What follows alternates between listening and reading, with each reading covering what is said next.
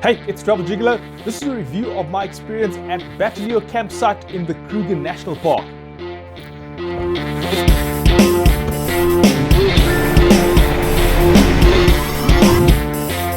Coming from Gauteng, there are a couple of different route options. The N4 route is the shortest, however we prefer to go up the N1 via Polokwane and then through Makhuba's to Tzaneen, mainly because the roads are better but also because it's quite a picturesque drive. This is about a 6-hour drive if you don't stop along the way. However, the Heinertsburg-Makhuba's area makes for a really nice midway stop. So there's a couple of places to stop here and have a meal with some nice views over the Volkberg. I definitely recommend this as a pit stop. Entrance to the Phalaborwa gate is pretty straightforward, and once we've done with the admin, we're on our way to Bateleur. Importantly, from Phalaborwa, it's still a 140-kilometer drive to get to Bateleur. That's about a 3-hour drive, but it's actually more like 4 or 5 hours because you're going to stop and look at wildlife.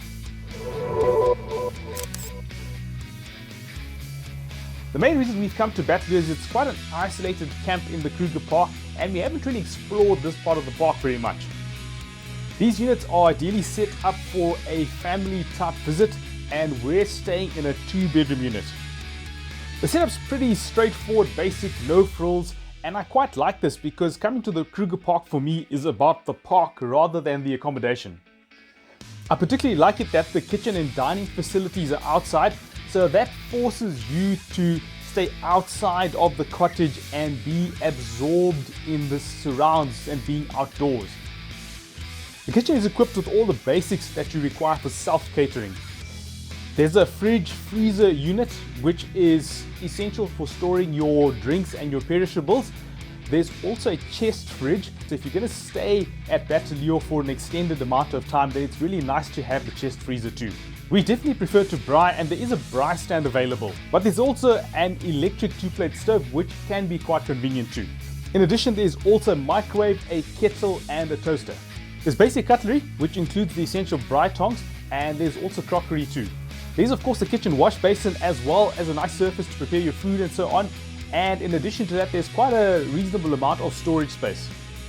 Inside our cottage there are 2 bedrooms and 2 bathrooms, one of which is an ensuite in the main bedroom. The bedroom has all the basics that you'd expect to have, like a bed and storage space. There's also air conditioning which is nice for this hot weather, and there's also a TV with a digital satellite decoder if you really want to use that. We haven't switched it on at all.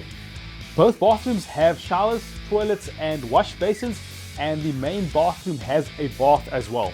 There's a fire extinguisher as well, which is a good thing because the cottage has a thatched roof which does give it a nice rustic sort of feeling. This part of the park has quite dense Mopani woodland, but surprisingly we're having quite a bit of wildlife sighting. It's difficult to spot predators with this kind of dense foliage, and we haven't seen any. The birding, however, is pretty awesome, and something that's really cool is that there are a couple of watering holes very close to Bateleur. There is a hide here at Bateleur, however it's a fair walk to get there from the cottages. We're here in the summertime, so the bush is quite lush and there's quite a bit of water around, so the hide unfortunately is not very productive for wildlife sightings in the time that we are here. Basically, there are no shops, there is nothing that you can purchase at the Bateleur camp.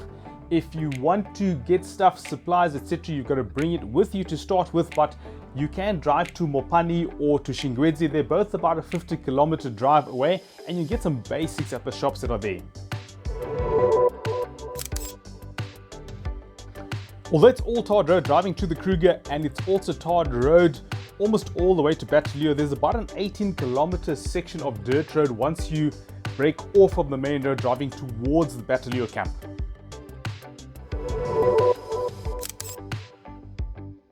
Surprisingly, we've had no issues with monkeys and baboons. We haven't seen any, and the staff say that they are not an issue on this site. There are, however, a lot of squirrels, and one of these inquisitive creatures actually has to be rescued from our toilet. Is it alive? So yeah, keep the toilet closed. We have come across the rhombic egg eater, which is a harmless snake, and a couple of small scorpions as well. And I think that's a good reminder to just have your closed shoes on when you're out and about at night. So after a chilled weekend at Bateleur, it's time to head home. I think I really enjoyed staying here. The cottages are basic but sufficient. I particularly liked it that you've got to eat and prepare and eat your food outdoors. So would I recommend Bateleur? Yes, definitely. Bookings via the Sandparks website, and I've put a link below in the description. So I hope you found this informative. If you have, hit the like button, subscribe if you haven't already subscribed. Thanks to everyone that has subscribed so far. Thanks for that support. Also, leave a comment below. Give me your impressions of the place and your experience there. If you have any questions, also hit me up in the comments.